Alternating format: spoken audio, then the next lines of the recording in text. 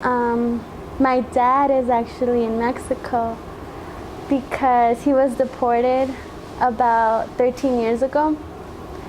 And yeah, this happened, I think I was like 7 years, I don't remember how old I was, but he was deported and still hasn't been able to come back.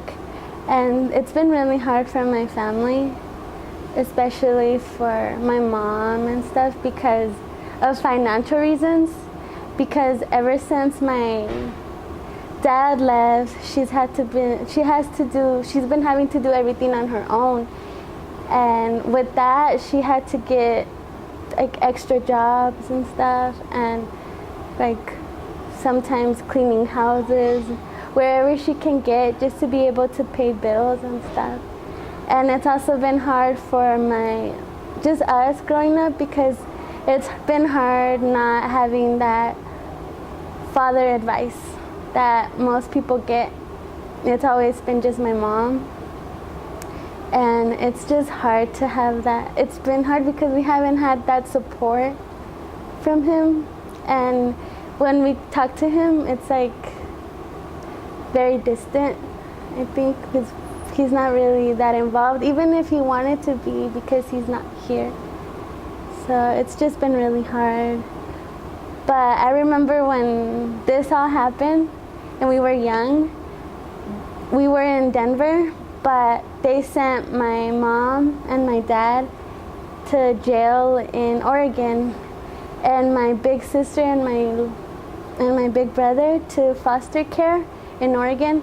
So we were all here for about 3 years with my grandma, and that was one of the hardest times I think I've ever had to go through, because for 3 years we didn't know where my parents were. And my aunts and stuff, they knew, but because we were so young, they didn't want to tell us where they were. And so we'd always be like, yeah, where's my mom? And be like, she's coming. And I'm like, but where is she? And then they wouldn't tell me. And so it was just really hard. And then for us, everything that we got, the food we got, the clothes we got, school supplies and everything like that was all donations from churches and different places. And I think that was one of the hardest things, because I remember going to school and then people like having new clothes and stuff, and then my little brother and I would be like with like donated clothes and stuff. And I mean, we had to just deal with it. We'd be like, people would like make fun of us, like, oh, look at your clothes and stuff. And I kind of just had no choice but to just be like, you don't understand. So I'd go to my teachers, and then they'd be like, they're bullying me and stuff. And I mean, I had no other choice, And then like I would cry a lot. I'd be like, you don't understand like what it's like to have your parents taken away. And then like I think what hurts the most is the fact that my dad is still not here, and we're still struggling, and it's still hard. And I remember my big brother and sister, they told me that this was actually like in the news, that they were shackled on their way to foster care to Oregon, and they were only like 11 and like 10 years old.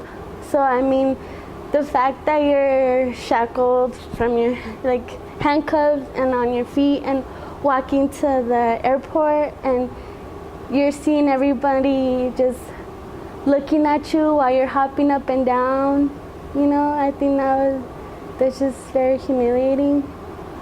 And I mean, even though the government did take care of it, it's still very painful for them. But yeah. So you were separated from your siblings 3 years, and then what happened after the 3 years passed? Did they come back? How did they come back? So my mom and brother and sister came back, and my dad was deported. And so, I mean, that's all that happened.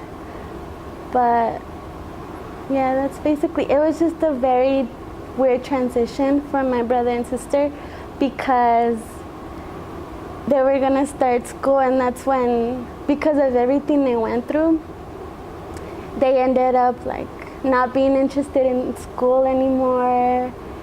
My big brother, as he got older, he started like going to jail a lot, ditching school. My brother and sister were just very like bad because of everything they went through.